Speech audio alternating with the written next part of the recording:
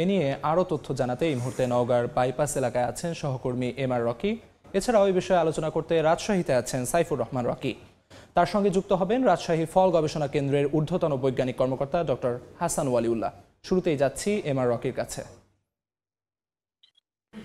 এবার বরেন্দ্র অঞ্চলে আমের যে মুকুলের সমারোহ তা কিন্তু বিগত বছরগুলোর চেয়ে অন্তত 15 দিন আগে এই মুকুলের সমারোহ ছিল, এবং ফেব্রুয়ারির প্রথম থেকে এই মুকুলের সমারোহ এই এলাকার আম চাষিদের বেশ উজ্জীবিত করেছিল। অর্থাৎ মুকুল কিন্তু একেবারে সমারোহটা বিগত বছর চেয়ে অনেক বেশি মুকুল এখানে গাছে গাছে লক্ষ্য করছিলাম, এবং সেই সাথে এখানকে বাগান মালিকরা একটা বড় ধরনের স্বপ্ন তারা বুনছিলেন, এবং সেই স্বপ্নের দিক থেকে নিবিড় পরিচর্যা ছিল, এবং ধাপে ধাপে আমগুলোকে বড় করার তাদের একটা চেষ্টার মধ্য দিয়ে তারা কিন্তু একটা স্বপ্ন লালিত করছিলেন। তবে শেষ সময় বিশেষ করে ফেব্রুয়ারির শেষে এসে তীব্র যে দাবদাহ, মার্চের প্রথম থেকে এবার কিন্তু এক ধরনের খরা বা প্রকট রোদের তাপ ছিল, এবং এই তাপের কারণে গুটি আমগুলো আস্তে আস্তে কিন্তু ঝরে পড়ার একটা প্রবণতা দেখা যাচ্ছিল, এবং গাছ থেকে ব্যাপক পরিসরে আম ঝরে পড়ছিল। এর কারণে এখানকার বাগান মালিকরা বলছেন যে বিগত বছরের মতো যে পরিমাণ তাদের একটা স্বপ্ন, হঠাৎ করে এরকম একটি তীব্র টানা তাপদাহের কারণে গাছগুলো থেকে আম ঝরে পড়ছে। সেই সাথে যে পরিমাণ তারা প্রত্যাশা করছিলেন, এই প্রত্যাশার জায়গাটা তারা কিছুটা এই মুহূর্তে হতাশ, এবং আম ঝরে পড়া রোদের গাছের পরিচর্যার ক্ষেত্রে বিকেলে পানি দেওয়ার কথা বলা হচ্ছে কৃষি বিভাগের পক্ষ থেকে, এবং অনেকে কিন্তু বরেন্দ্র অঞ্চলে সেই চেষ্টাটা করছেন। কিন্তু এই এলাকা আসলে এই সময়টাতে পানির এক ধরনের সংকট থাকে, এবং এই সংকটগুলো মোকাবেলার জন্য দূর থেকে ফিতা পাইপের মাধ্যমে তারা পানিটা বাগানে পরিচর্যা বা বাগানে দেওয়ার চেষ্টা করেন। এক্ষেত্রে আসলে কৃষি বিভাগের একটা সহযোগিতা কামনা করছিলেন, কিন্তু কৃষি বিভাগ এই ক্ষেত্রে অনেকটাই দায়িত্ব তাদের কথার মধ্য দিয়ে পরিচালনা করছেন। আম বাগান মালিকরা অভিযোগ করছেন যে পরিমাণ কৃষি বিভাগের সহযোগিতায় এই বাগানগুলোতে নিবিড় পরিচর্যার মাধ্যমে ভালো ফলনের যে চিত্র তারা স্বপ্ন লালন করছেন তা কিছুটা ব্যাহত হবে, এবং সব মিলিয়ে এখানে একটা বিরাট বাজার রয়েছে। সেই বাজারটা আগামীতে ধরার জন্য কৃষি বিভাগের আরো বেশি তদারকির তারা দাবি জানাচ্ছেন।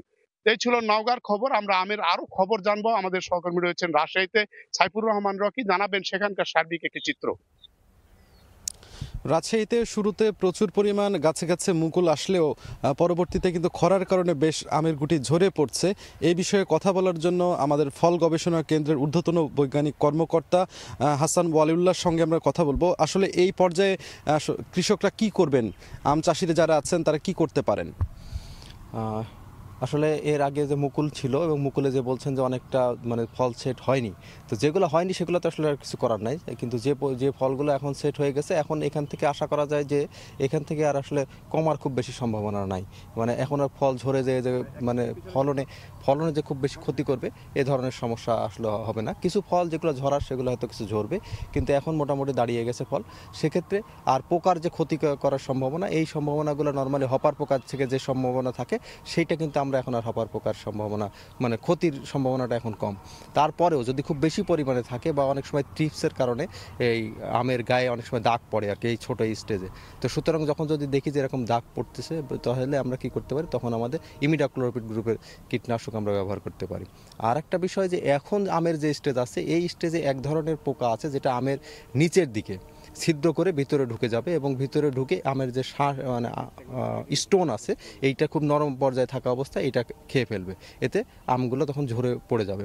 তো এই জন্য এইরকম যদি কোনো বাগানে সমস্যা দেখা যায় তাহলে আমাদের ফেনিট্রিথিয়ন গ্রুপের কীটনাশক, এদের সুমিথিয়ন বা মেলাথিয়ন এই ধরনের যে কীটনাশকগুলো আছে এটা 2 ml পার লিটার হারে স্প্রে করে দিতে হবে, এবং যে ফলগুলা ঝরে পড়ে যাবে সেগুলো বাগান থেকে খুব দ্রুত সংগ্রহ করে নিয়ে মাটিতে পুঁতে ফেলতে হবে, কারণ এর ভিতরে যে ডিম বা লার্ভা থাকবে সেগুলো বের হয়ে এসে পূর্ণাঙ্গ মথ হয়ে যাবে এবং সেগুলো আবার অন্য গাছে আক্রমণ করবে। এতে কী হবে, এতে হলে ফলনে ড্রাস্টিক্যালি কমে যাবে।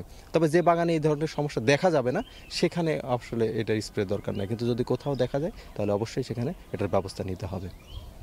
যে রাজশাহী, নওগাঁ এবং চাঁপাইনবাবগঞ্জ আম উৎপাদনের জন্য শীর্ষে এই 3 জেলা রয়েছে। এই 3 জেলাকে ঘিরে আসলে আম যেন সংরক্ষণ করা যায় বা আমকে যেন প্রক্রিয়াজাত করে বিভিন্ন পণ্য উৎপাদন করা যায়, এ ধরনের কোনো এখানে কলকারখানা যেন গড়ে ওঠে, আপনাদের পক্ষ থেকে সরকারের কাছে এসব দাবি জানাচ্ছেন কিনা? কারণ কৃষকরা কিন্তু এই দাবি জানিয়ে আসছে দীর্ঘদিন ধরেই।